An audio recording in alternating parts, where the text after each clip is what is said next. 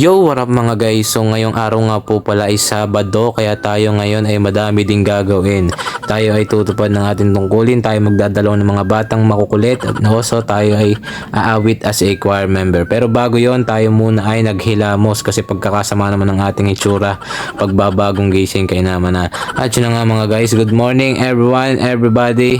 And ayun, napakaga ni Papang gumising. May nahugasan na agad siyang isang sasakyan mga guys.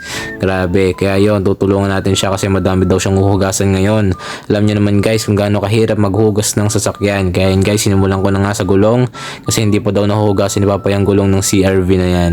Bali, ang CRV na yan mga guys, top of the line. Brand new condition at makinis na makinis mga guys. Kaya hirap na hirap si Papang dalhin yan pa Manila. Kasi baka daw magasgasan. De joke lang.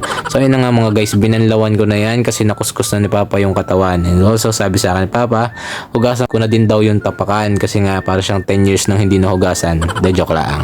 So ayun na nga mga guys, grabe, napakahirap maghugas ng sasakyan kaya palagi kong tinutulungan si Papa kapag wala akong ginagawa. Pero kapag may ginagawa ako, edi kaya na naman ni Papa mag-isa. De joke lang. So ayun na nga mga guys, grabe, binanlawan ko na yan and napaka-satisfying tignan kasi tumutulo-tulo. De joke lang. So nga mga guys, sabi ni Papa, basahin ko muna daw aring kulay blong na bara habang siya'y kakain. Gawa ng kanina pa daw siya naguhugas, nagutom na. Tapos basahin ko na din daw aring kulay brown. At sabi, hugasan ko din daw ang gulong para pagkatapos niya nga kumain, edi ang huhugasan na lamang niya ay yung katawan ng mga sasakyan na iyan.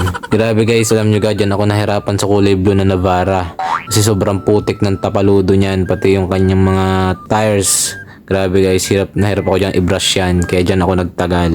Sobra naman. Para siyang dumaan sa Mount Everest for the mountain climber ang person. At yun na nga, pagkatapos sa kuliblong yun, ako'y nagutom na. Di ako'y pumain na din kaya naman na napasal ako sa kuliblong iyon. So dyan naman pagkakaputik na yun, hagaya ako na napakintab. De joke lang. Dahil na nga, sa kulay brown naman tayo.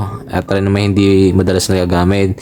Pero ari ginamit, kaya ari huhugasan. Gayon din pagkakagamit huhugasan para mahalin ka. At yun na nga mga guys, di binanatan ko na ulit aring gulong kasi nga sabi ni Papa siya na daw bahala sa katawan. And may gagawin pa kasi tayo, sayang may magdadalaw ng mga bata. Yun kasi guys ay tungkulin ko na every Saturday. Grabe mga guys, kung iisipin nyo kung gagawin lang to ni Papa mag-isa, di ba? Napakahirap, kaya tinulungan ko na siya.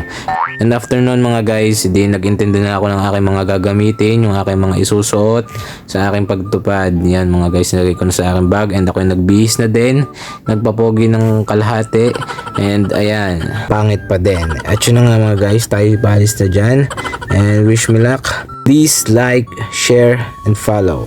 Hanggang dito na lang mga guys. Sa susunod na ulit. Bye-bye!